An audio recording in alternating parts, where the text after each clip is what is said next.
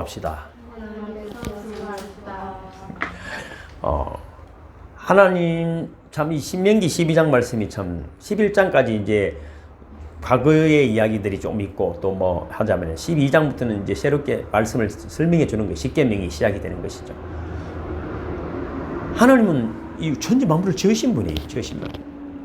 그래서 하나님은 사람들이 하나님을 물질화하거나 뭐 우상화하는 것을 금하는 거예요. 하나님이 어디에다가 굳이 만든다는 것은 말도 안 되는 이야기잖아요. 하나님을 만들어낸다는 것은. 그래서 기독교인의 제일 계명이 하나님을 하나님 되게 하는 것입니다. 그래서 우상을 만들든지 망령되게 일컬지 마라 하는 것입니다. 그리고 우상을 생긴다는 거 만든다는 것은 무슨 의미랄까요? 내가 만든 거잖아요. 내 마음대로 하려는 거잖아요. 그럼 꼭 안 만들었다 하더라도 우상은 생각이 들어요. 내 마음대로 하려고 하는 것이 우상화된 신앙입니다. 이게 종교라는 거거든요. 종교라는. 기독교 여기서 못 벗어납니다. 제가 요즘 가지고 있는 관심이 뭐냐면, 왜 예수님은 무엇을, 하나님 나라를 위해서 이 땅에 오셨는데, 교회로 바뀐 거예요, 교회로. 그럼 예수님이 말이죠. 이 나라를 안 하고 교회를 했으면 예수님이 안 돌아가시는 거예요. 무슨 말인가 알겠죠? 로마에서 나라의 왕이라 하니까 이놈이 나라를 지원을 갖다 죽이는 거예요. 죽을 줄 알고 나라 맞으니까. 그럼 교회라는 이야기가 나온 건 왜냐하면은, 그럼 다 죽으니까 교회라고 비껴나간 거죠. 하나님 나라는 뭡니까? 늘 말씀드리지만은 하나님 주권 속에 있어야 됩니다. 그리고 그 하나님의 백성들이 있을 것이고, 그 법이 있어야 되는 것이고, 또 땅도 있어야 되는 것입니다. 그래서 우리가 여러분, 인간이 신을 내 마음대로 해보겠다는 이런 발상이 얼마나 웃기는 건가 하는 것을 곰곰이 생각해보면 되는데도 이것을 못 깨닫는 거예요. 아무나 깨달아지는 것이 아니다. 저는 요즘 믿는 사람들하고 통화도 해보고 목사님들 통화 여러 개 해보면은, 이게 되는 것이 아니구나. 절대로 깨달아지는 것이 아니고, 인간 힘으로 깨달아지는 것이 아니구나. 하나님이 역사하지 않으면 깨달을 수가 없구나. 그래서 하나님께서는 이방신들을 제거하라고 말씀하시는 까닭은, 이제 신자들이 그것들을 본받아서 하나님을 물질화하거나 우상화하려고 대드는 것입니다. 그래서 우상을 섬기는 사람들은 이곳저곳 어디든지 신을 만들어 놓고 섬기면 됩니다. 높은 산이든지, 오늘 본문에도 그렇잖아요. 높은 산이든지 작은 산이든지 푸른 나무 아래든지 막론하고 신당을 만든다. 그렇게 되어 있습니다. 천지 만물을 다스린 하나님 볼 때는 얼마나 웃기는 이야기입니까? 그래서 우리가 해야 되는, 그걸 안 만드는 게 문제가 아니고 또 만들어 놓은 거 있으면 제거를 해야 된다 하는 것입니다. 3절에 보면은 그 제단을 헐며 주상을 깨뜨리며 아시라상을 불사르고 또 그 조각한 신상들을 찍어 그 이름을 그곳에서 멸하라 하는 것입니다. 그러면은 우리가 이제 신당을 제거하고 우상을 제거하면은 이런 믿는 사람들이 오해할 가능성이 뭐냐면은, 하나님을 섬기는 일에 물질을 만들거나 우상화를 패하는 것이 어쩌면 잘못하면 하나님을 좀 막연하고 추상적인 것으로 생각할 수 있는, 뭐 보이지도 않고 말이죠. 벌써 만지지도 않으니까 막연하게 그런 뭐 추상적인 그런 하나님이 될 수 있다 하는 것입니다. 그래서 하나님이 구체적으로 하나님을 만날 수 있는 방법을 지금부터 설명하시는 거예요. 그 레위기에서도 마찬가지고 민수기도 마찬가지입니다. 그래서 우리가 만나는 하나님은 하나님의 방법으로 하나님을 만날 수 있는 방법을 허락해 주신 것이죠. 그래서 가장 중요한 것이 하나님이 우리를 만나주시는 공간을 정해주신 것입니다. 5절 읽어보면 이렇게 되어 있잖아요. 오직 너희 하나님 여호와께서 자기 이름을 두시려고 너희 모든 지파 중에서 택하신 곳인 그 계실 곳으로 찾아 나아가서. 이 사람은 말이죠, 공간에 제한된 존재입니다. 이 공간 속에 살고 있기 때문에. 그래서 하나님은 이 공간에 제한적인 사람들이 하나님을 구체적으로 만날 수 있는 장소를 허락하셨어요. 하나님 한편으로 이 물질화되는 우상화되는 이런 것들을 방지하면서도 다른 한편으로는 어떤 공간적인 물질화된 방법을 우리에게 허용하신 거예요. 왜? 우리가 물질화되어 있기 때문입니다. 그래서 한 장소를 택하셨는데 계속 오늘 12장에 보면 11절, 14절, 18절 계속 어디에서 택하신 곳, 아까 읽어보니까 그렇게 나오죠.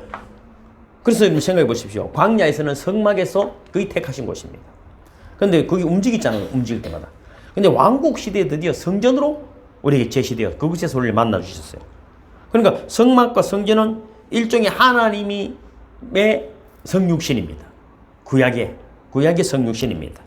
왜냐하면 신약의 성육신은 뭡니까? 예수님 사람 몸으로 오셨고, 구약에는 성막과 성전에 오셨습니다. 그곳에 계시겠다고 하나님 하셨어요. 만나 주려고. 하나님 꼭 그곳에만 있는 건 아니지만 그곳에서 특별히 만나 주셨어요. 다른 곳이 아니고. 그래서 이 전 우주적인 하나님이 공간적인 인간을 만나는 방식이 성막과 성전이다. 그래서 인간이 초월적인 하나님을 만날 성공하는 그 당시에는 그곳밖에 없었습니다. 그러니까 성막과 성전은 하나님의 구체적인 자기 표현입니다. 아, 하나님이 이런 분이구나 하는 것을 성막을 만들 때 그 식양과 그 제사 제도를 보면서 하나님이 이런 분이라는 것을 아는 것이죠. 막연하게 어떤 뭐 이상한 그림을 그려놓는 것이 아니고 그게 성막의 제도 우리가 공부를 레이기스 했자는 거죠. 그런 식양 모든 하나님이 이런 분이구나 하는 것을 인간이 최대한 알 수 있게끔 해주시는 것이죠. 성막을 만들고 성전을 만들고 지성소에서 만나주시는 것은 하나님의 엄청난 은혜입니다. 그러면 이렇게 하나님 말할 수 없는 은혜에 대해서 믿는 자들이 어떻게 해야 될까? 그래서 5절에 다시 보면은 오직 너희 하나님 여호와께서 자기 이름을 두시려고 너희 모든 지파 중에서 택하신 곳인 그 계실 곳으로 찾아가서, 그러니까 하나님의 장소로는 가야 합니다.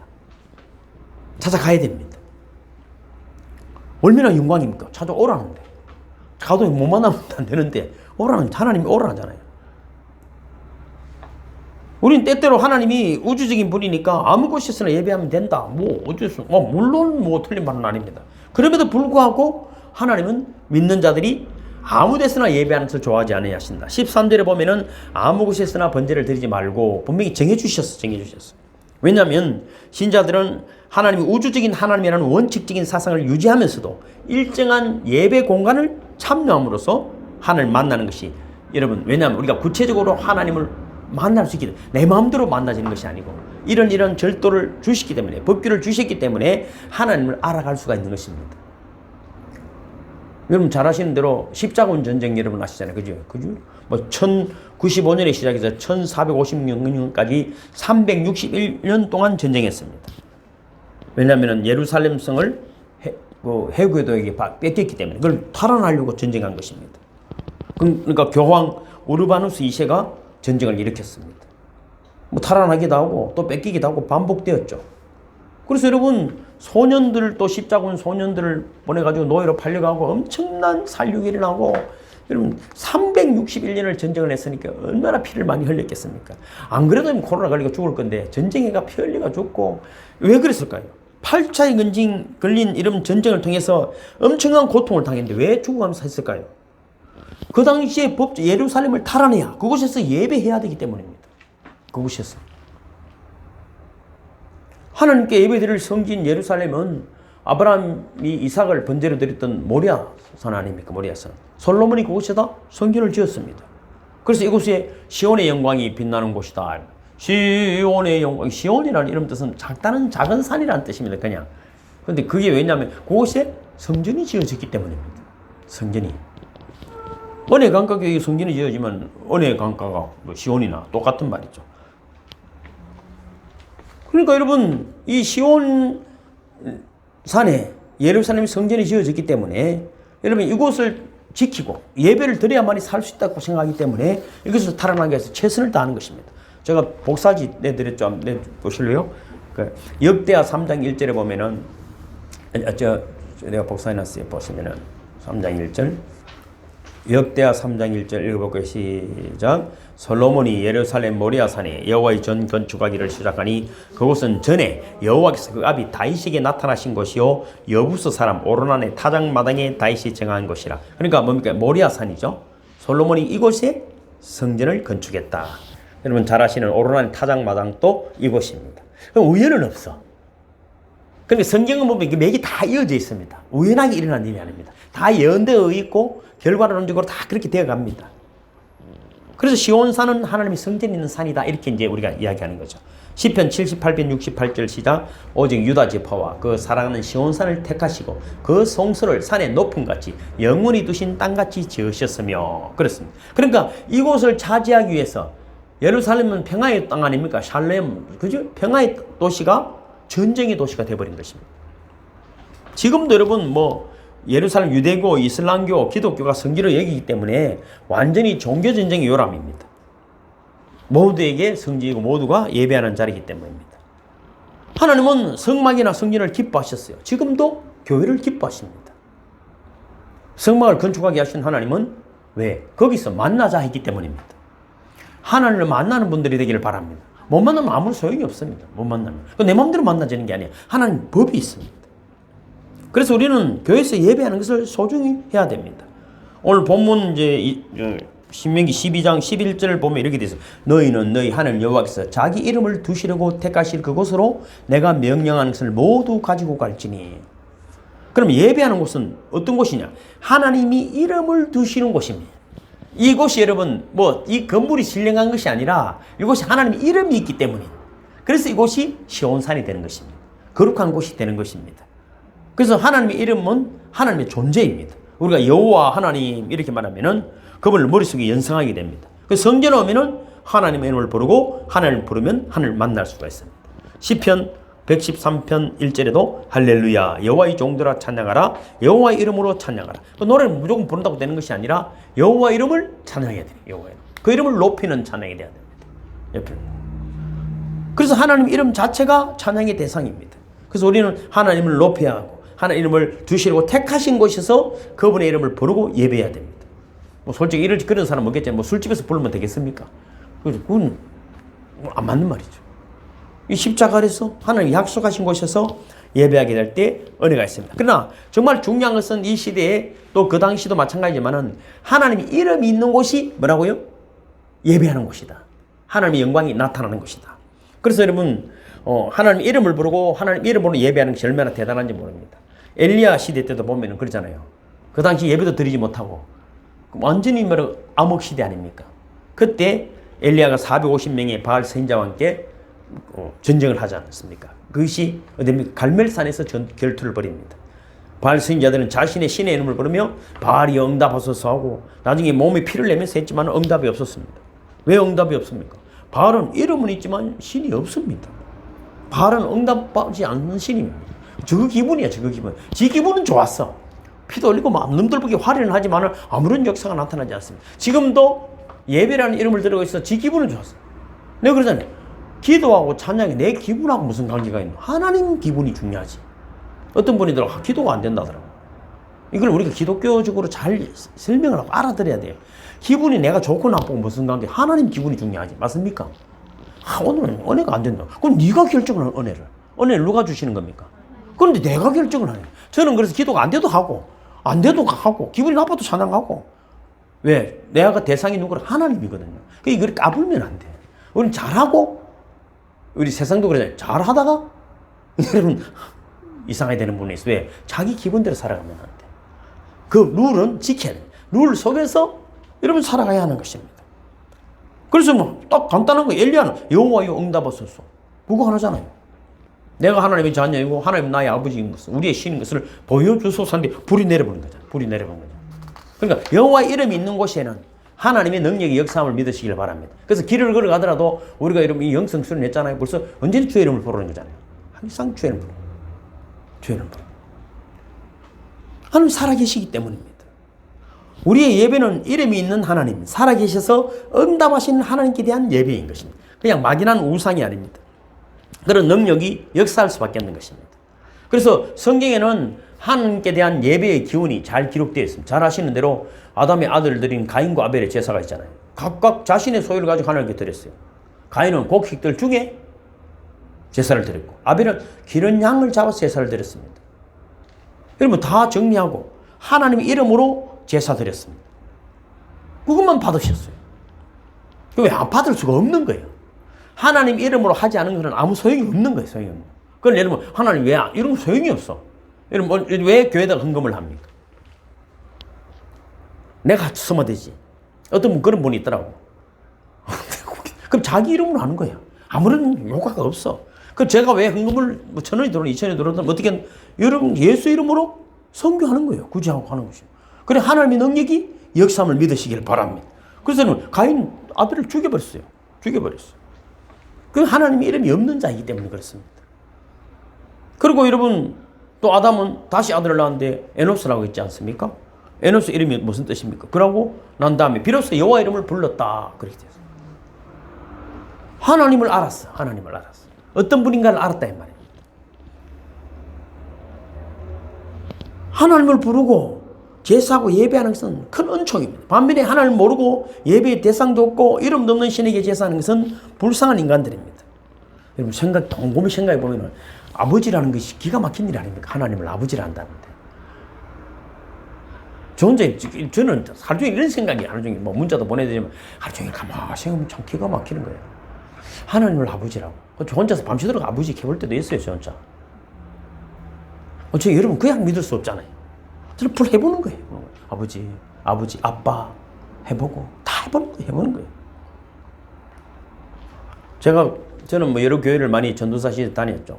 조금 뭐 큰 교회 뭐 부교육자들 새벽기도를 부교육자들 인도를 많이 하는데 어떤 뭐 집사님인지 권사님인지 사람 많이 나오는 데니까 모르는데 와서 막 우리 사더라고 새벽에 아버지 우리 사더라고 너무 막 저 일찍 가지도 못하고 다 오고 갈 때까지 그래가지고 저 언니가 슬픈 일이 있는가 보다 뭐 통곡하듯이 아버지 하더라고. 그래갖고 이제 나올 때 뭐 인사라도 하려고 막 또 나오니까 웃으면서 가는 거예요. 그럼 내가 너무 같이 센치해진 것이 조금 이상하더라고. 그때 내가 깨달은 게 있어. 기도할 때는 울었지만, 이분이 대단한 분이구나. 다 울고, 이미 웃으면서 가더라, 이 말이. 우리 거꾸로 하면 안 돼. 주님 앞에 와서 다 쏟아놓으시고, 기쁨으로 달려가기를 주님을 축복합니다. 그때 내가 깨달은 게 있어. 저분 신앙이 진짜 대단하구나. 진짜 대단하구나. 여러분, 주의 이름만 불러도 힘이 생김을 믿으시길 바랍니다. 우리가 아버지 이름만 불러도 모든 문제가 해결되는 것입니다. 시편 128편 4절에 우리의 도움은 천지를 지으신 여호와의 이름에 있도다. 여호와 이름은 힘이 있습니다. 여호와 이름은 살아있습니다. 여호와 이름을 부르면 구원을 받고 여호와 이름을 부르면 도움을 받고 그 이름에 예배하면 영혼은 힘을 얻게 되고 여호와 이름을 부르면 구원을 받습니다. 내가 우리 가족들 뭐 친하지는 않지만 우리 가족이라도 그래서 요즘은 우리 딸이고 누구든 간에 기도하자 하면 너무 좋아하거든. 그게 왜 그런답니다. 뭔가 자기들이 삶을 알아가고 영적인 회복들이 강하게 일어난 기운을 볼 수 있어. 강한 기운을 볼 수 있어. 진짜 강한 기운을 제가 볼 수 있어. 왜냐하면 가장 중요한 것은 내가 얼마나 여호와 이름을 많이 부르느냐 하는 것입니다. 여호와 이름의 능력으로 우리가 충만해져야 합니다. 오늘도 안경 마사라 가서 그 이야기도 했죠, 제가. 전화를 하니까 너무 갑자기 거기까지 온다더라고. 옛날에 그래 안 친했는데 너무 친한 척 하더라고. 여러분, 제가 뭐 잘났다는 것이 아니라 그만큼 여러분 언제나 어디서나 주의 이름을 부르는 분들이 되기를 주님을 축복합니다. 그 이름이 있는 곳에 능력이 있기 때문입니다. 오늘 12장 14절에도 보면은 오직 너희의 한 지파 중에 여호와께서 택하실 그곳으로 가서 번제를 드리라. 13절에도 보면은 너는 산 가서 내게 보이는 아무 곳에서나 번제를 드리지 말고. 그러니까 아무 곳이나 택하실 그곳은 서로 상반되는 말입니다. 하나님이 택하신 곳을 강조하기 위해서 아무 곳에서나 제사를 드리지 말라 하는 것입니다. 제가 저도 은혜가 충만할 때는 이렇게 보면은 진짜 어떤 그런 아우라 같은 느낌들이 성도들에게 있을 때가 있습니다. 이거는 그 사람을 잘 알고 모르고 관계없어. 느낌이 와. 딱 보면 이분이 성령 안에 있구나. 이분이 좋은 일이 나겠구나. 이런 느낌이 있죠. 아니면은 시커먼 그림자 같은 게 쓱 지나가는 사람들이 있습니다. 그럼 은사가 있어서 이게 또 안 좋은 일이 있겠구나. 그럼 이야기를 해보면 말이죠. 별 집구석에 희한한 일들이 다 있고 입이 거칠어져 있고 막 스트레스가 칼날처럼 막 팍팍 나와 있거든요. 그런 분일수록 더 주의 이름을 불러야 되는데 부르지 않는 거예요. 주의 이름을 불러야 됩니다. 그럼 어둠의 세력이 떠나가게 되고 주님의 빛이 광명이 여러분을 확 충만하게 채워주시는 것입니다. 여러분 아주 귀한 손님 우리 집을 방문했을 때 아무 데서나 자유수 일하겠습니까 여러분?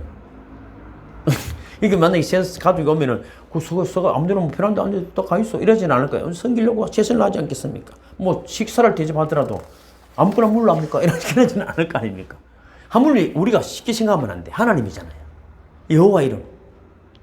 그분께 예배를 하는데 하나님 우리가 대접하는 거잖아요. 섬기는 거잖아요.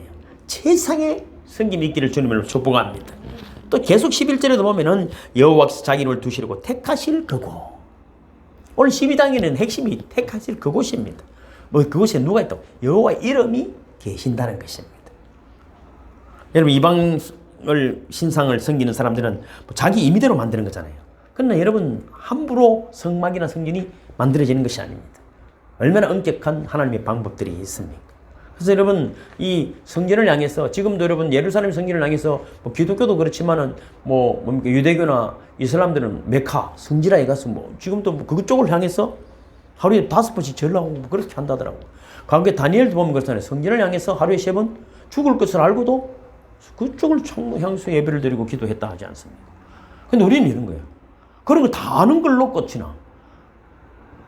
정말 여러분 교회에서 기도하는 것을 여러분 쉽게 생각하고 뭐 다니엘 기도해라 하면 뭔지도 옳게 알아듣지도 못해. 목숨이 이태롭지만 성전을 향해서 하루에 3번 기도했습니다. 하나님은 마음과 정성을 보시지만 장소도 따집니다. 신명기 4장 29절에 보면은 그러나 내가 거기서 내 하나님 여호와를 찾게 되리니 만일 마음을 다하고 뜻을 다하여 그를 찾으면 만나리라. 하나님 만나는 방법이 딱 정해져 있잖아요. 거기서가 어디입니까? 가나안이고 약속된 장소입니다. 약속된 장소입니다. 성전이 건축될 장소입니다. 지금 어디입니까? 그리스도 예수를 믿음의 구주로 고백하는 믿음의 공동체가 모이는 곳이 여러분 약속의 장소인 줄로 믿습니다. 아무 데서나 되는 것이 아닙니다. 텔레비전 같은 데 보면은 어디입니까? 경기도 포천 금용사 뒤에 어떤 절벽에 할머니가 딸 병을 고치려고 아주 오랫동안 1000개 가까운 작은 불상들을 만들어 세웠습니다. 그리고는 3000배를 하고 하는 거예요. 불상들을 딸 고치려고 한 것이죠. 그들은 어디라도 그죠. 우상을 만들어 놓으면 돼. 거기가 절하면 되는 거지만 우리는 그것이 중요한 것이 아닙니다. 하나님 원하시는 곳에 그분의 이름으로 예배해야 될 줄로 믿습니다. 요즘도 이처럼 시대가 이상한데 하나님 예배를 얼마나 받기 싫으셨으면 이 코로나19로 해서 비대면 예배가 생겼겠어요. 비대면. 그래서 또 여러분 요즘 유튜브도 있고 그지 하죠. 저는 나쁘게는 생각하지 않아요.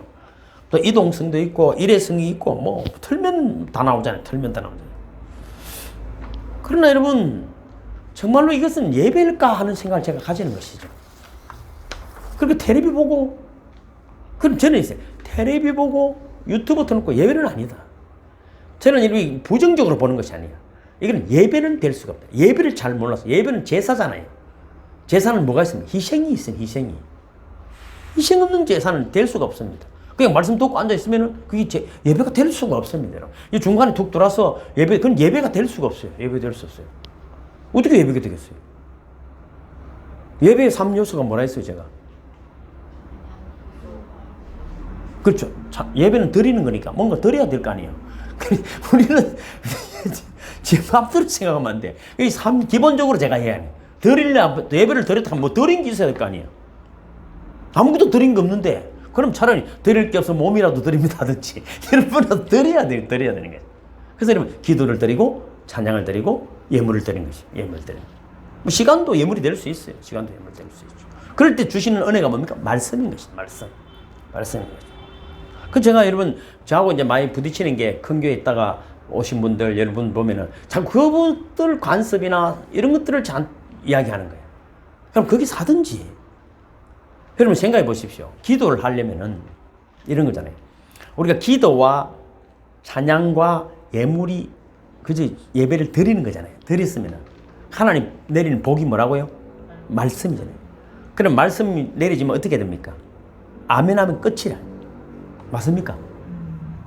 그런데 뭘 주저리 말이 많고 탈이 많고 이것저것 그 말씀 들은 건 다 잊어먹고 그때 새로 기도를 한다는 것은 여러분 안 맞다 이 말이에요. 제 말을 이해 가십니까? 그때는 충분히 그 말씀이 내 안에 역사할 수 있도록 그 말씀이 내 삶에 역사할 수 있도록 아멘 하면서 받아들이는 거예요. 그 전에 기도하는 거예요. 그 전에 충분히 기도하시고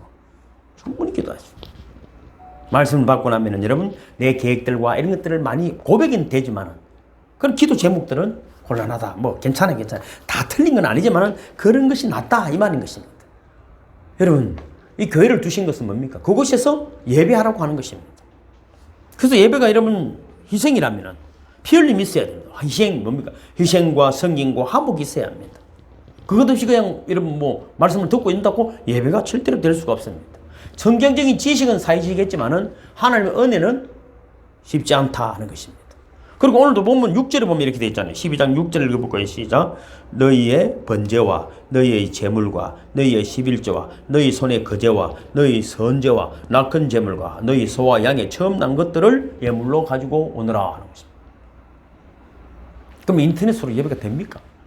그건 예배는 아니에요. 나 나쁘게 보지 않아요. 긍정적으로 보더라도 공부는 된다. 또 11절에도 이렇게 되죠. 11절 시작. 너희는 너희 하나님 여호와께서 자기 이름을 두시려고 택하실 그곳으로 내가 명령하는 것을 모두 가지고 갈지니 곧 너희의 번제와 너희의 희생과 너희의 11조와 너희 손의 거제와 너희가 여호와께 원하시는 모든 아름다운 선물을 가져가고 또 택하신 곳에서만 먹으라고 하십니다. 17절, 12장 17절 읽어볼까요? 시작. 너는 곡식과 포도주와 기름의 11조와 내 소와 양의 처음 난 것과 내 손을 갚는 예물과 내 낙헌 예물과 내 손의 거제물은 내 각 성에서 먹지 말고 18절 시작. 오직 내 하나님 여호와께서 택하실 곳에서 내 하나님 여호와 앞에서 너는 내 자녀와 노비와 성중에 거주하는 내 임과 함께 그것을 먹고 또 내 손으로 수고한 모든 일로 말미암아 내 하나님 여호와 앞에서 즐거워하되 너는 삶과 내 땅에 거주하는 동안에 내 인을 저버리지 말지니. 제가 그래서 예배는 먹는 것까지가 끝이다. 먹는 것까지다. 먹는 것까지. 예배가 이러면 뭐 찬양하고 박수 치고 헌금하고 끝나는 것이 아니에요. 예배는 교제까지예요. 교제. 식사 교제를 예수님이 꼭 성찬을 베푸신 이유를 보십시오. 굉장히 중요한 거거든요. 식구가 무슨 뜻입니까? 먹을 식자 입구잖아요. 같이 먹는 사람을 식구라는 거 식구라는 거. 한 밥은 같이 안 먹으면 식구가 안 되는 것입니다. 물질은 여러분 지금 계속 선물과 선물 11조 뭐 예물들을 말씀하시는데 물질을 왜 하나님 돈이 없나 그런 것 뜻이 아니겠죠. 물질은 마음의 표현입니다. 때때로 사람 마음만 있으면 되지. 그렇지 않습니다. 마음만 있으면 마음만 있습니다. 마음만 있으면 마음이 있습니다. 진짜 사랑하면요 그렇지 않습니다. 하나님을 섬기는 일에 있어서 물질로 섬기는 것은 굉장히 중요합니다. 절대로 마음으로만 섬길 수가 없습니다. 물질이 있는 곳에 마음이 있습니다. 이거 안 그렇습니다. 그렇지 않습니다. 여러분. 그렇지 않습니다.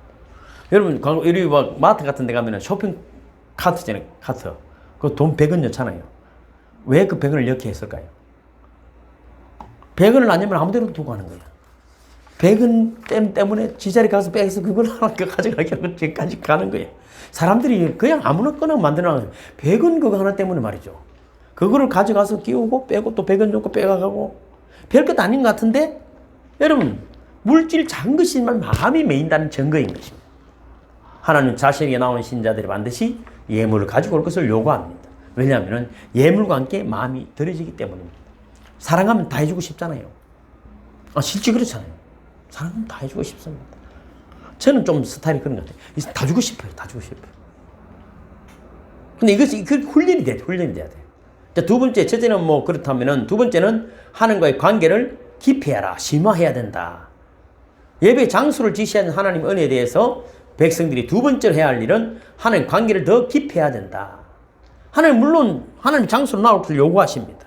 여기서 잘못하면 오해가 생깁니다. 왜냐하면 장소를 중시하다가 하나님을 잊어버리는 수가 있다. 모여갖고 뭔가 했는데 하나님은 없는 경우가 있다면 여러분 정말 중요한 하나님은 없어져 버린 것입니다. 그래서 여러분 오늘 이 성경에 계속 하나님 앞에서 이렇게 이야기가 나오는 것입니다. 하나님의 장소에서 중요한 것은 거기에 하나님을 두셨다는 사실입니다. 이 장소가 중요한 것은 오늘 우리가 하나님의 이름으로 예배하고 있음을 믿으시기를 주님으로 축복합니다. 신명기 14장 23절 제가 보사해 놨죠. 시작. 내 하나님 여호와 앞 곧 여호와께서 그의 이름을 두시려고 택하신 곳에서 내 곡식과 포도주와 기름의 11조를 먹으며 또 내 소와 양의 처음 난 것을 먹고 내 하나님 여호와 경외하기를 항상 배울 것이니라.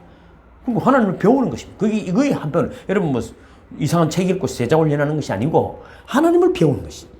어떻게 한다고? 지금 예물을 드리고 같이 먹으면서 예배드리면서 배우는 것입니다. 인간은 하나님을 알지 못하면 그냥 동물입니다. 동물이 하나님께 예배하는 거 봤습니까? 여러분 예배하고 종교적 의식을 가지는 건 인간밖에 하지 않습니다. 하나님을 알지 못하면 인간은 육체가 살아있는 것에 지나지 않습니다. 창세기 6장 제가 기록해 놨죠. 시작. 사람이 땅 위에 번성하기 시작할 때 그들에게서 딸들이 나니 하나님의 아들들이 사람의 딸들의 아름다움을 보고 자기들이 좋아하는 모든 여자를 아내로 삼는지라. 여호와께서 이르시되 나의 영이 영원히 사람과 함께하지 아니하리니 이는 그들이 육신이 됨이라. 그러나 그들의 날은 120년이 되리라 하시니라. 하나님이 보신즉 땅이 부패하였으니 이는 땅에서 모든 혈육 있는 자의 행위가 부패하였습니다.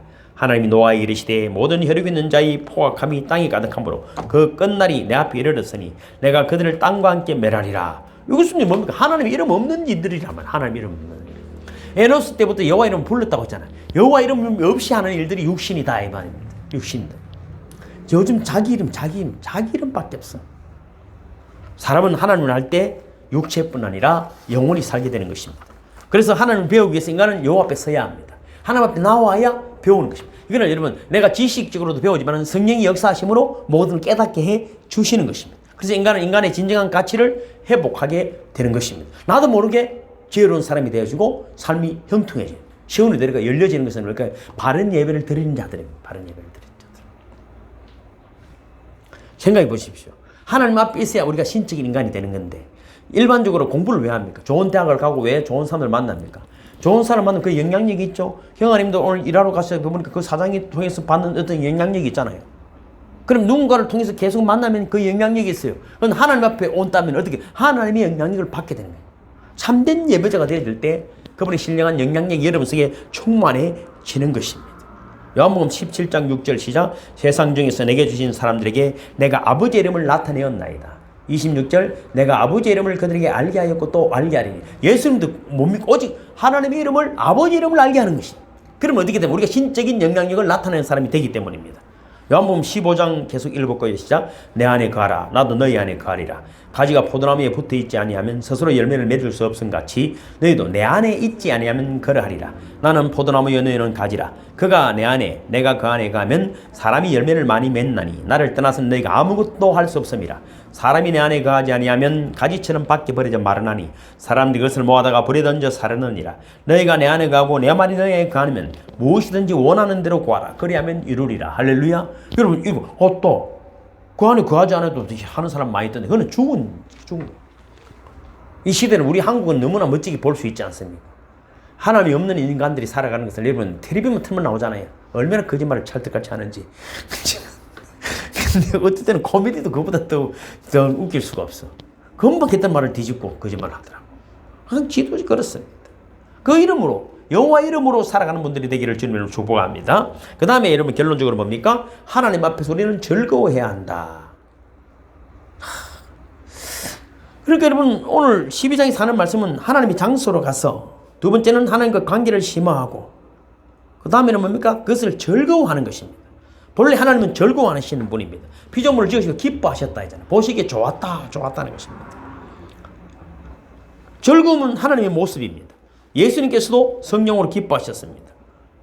그러니까 사도 바울도 여러 차례 조한에서 기뻐하라. 항상 기뻐하라. 그리고 항상 기뻐하라. 그렇게 말했습니다. 그래서 여러분 우리는 즐거워해야 됩니다. 그럼 어떻게 해서 기뻐합니까? 지금 기쁜 일이 없는데 어떻게 기뻐합니까? 그게 이제 믿음이 없는 사람들이 하는 이야기거든요. 뭔가 손이 쥐어질 때만 기뻐. 로마서 5장 3절 4절 시작.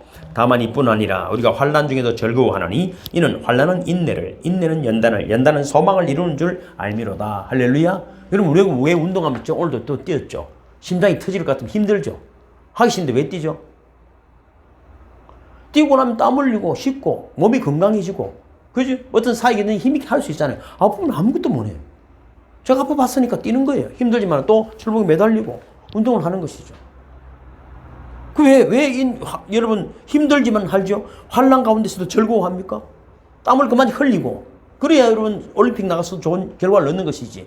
땀 한 방울 안 흘리고 아무 좋은 열매를 얻을 수가 없는 것입니다. 또 로마서 8장 28절 시작. 우리가 알거니와 하나님을 사랑하는 자 곧 그의 뜻대로 부르심을 입은 자들에게는 모든 것이 합력하여 선을 이루나니라. 할렐루야. 그러니까 반드시 이 일은 선한 결과가 있기 때문에 우리는 이미 즐거워하는 것이죠. 즐거워하는. 그러니까 우리는 어떻게 감사하며 즐거워하며 기뻐하며 달려가는 분들이 되기를 주는 축복합니다. 그것이 믿음의 사람이다. 지금은 내 눈에 보이는 것 없고 캄캄한 것 같아도 왜 여러분 성경은 저녁이 되고 아침이 되니 첫째 날이라 할까요? 아침이 되고 우리는 저녁이 되니 세상은 그렇게 세상은 아침이 되고 저녁이 되니 첫째 날이라 하는데 우리는 저녁이 되고 아침에 반드시 해가 뜬다. 반드시 잘 된다. 반드시 성공한다. 좋은 일이 난다.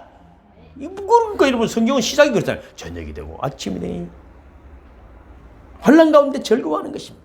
반드시 합력하여 선을 이룸을 믿으시기를 주님의 이름으로 축복합니다. 이 믿음의 사람이다. 하나님 이 즐거움을 무엇보다도 믿음의 가정에 표현할 것을 또 요구하시는 거예요. 이 12장 7절을 읽어볼까요? 시작. 너희의 하나님 여호와께서 너희 손으로 수고한 일에 복주심으로 말미암아 너희와 너희 가족이 즐거워할지니라. 할렐루야. 즐거워야 됩니다. 여러분 가정이 즐거워하는 가정이 되기를 저는 축복합니다. 여러분이 그 사명자. 그것들이 여러분 누가 죄송해요. 아무리 힘들게 해도 우리는 즐거워해야 돼. 절대 흔들리면 안 돼. 시편 133편 1절 시작. 보라 형제가 연합하여 동감이 어찌 그리 선하고 아름다운 고 거기서 여호와께서 복을 주셨으니 곧 영생이로다. 그게 천국이다 천국. 교회가 먼저 그런 곳이 되기를 저는 축복합니다. 이걸 마귀가 얼마나 방해를 하겠어. 별 수단과 방법을 가리지 않습니다. 절대로 여러분 동거하거나 선하고 아름다운 것이 못 나타나도록 하겠죠. 또한 하나님은 이 즐거움을 사회적으로 확대시킬 것을 또 요구하십니다. 12절입니다. 12장 12절 너희와 너희 자녀와 노비와 함께 너희 하나님 여호와 앞에서 즐거워할 것이요. 그럼 영적인 즐거움을 가진 신자는 그것을 사유해야 합니다. 내가 오늘 여러분 직장에 갔죠? 여러분 가는 곳이 여러분 빛나게 돼 있을 수밖에 없어. 여러분 그 여러분의 향기가 나타나게 돼 있어. 하나님의 영향력을 받은 사람이 그 영향력이 여러분 가는 곳에 나타날까 안 나타날까요?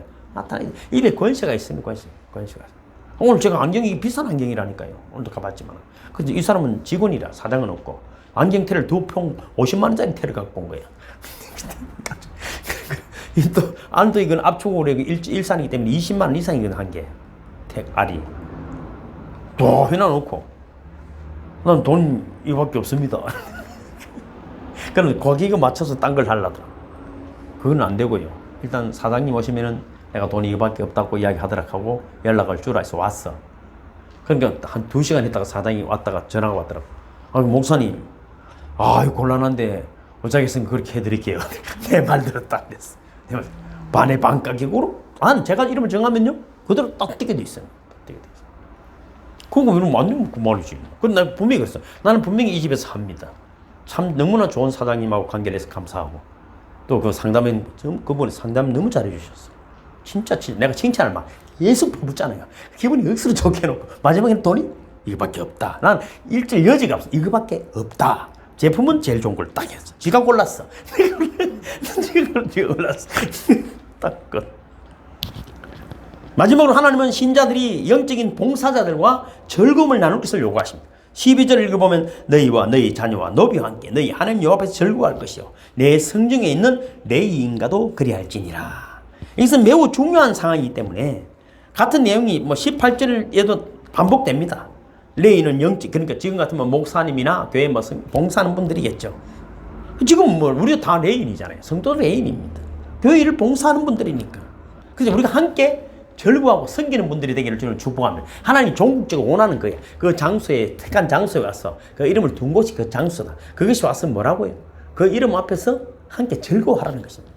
예배가 노래 듣고 설교 듣는 것만 예배가 아닙니다. 우리가 함께 즐거워하는 것이 참된 예배임을 믿으시기를 주님을 축복합니다.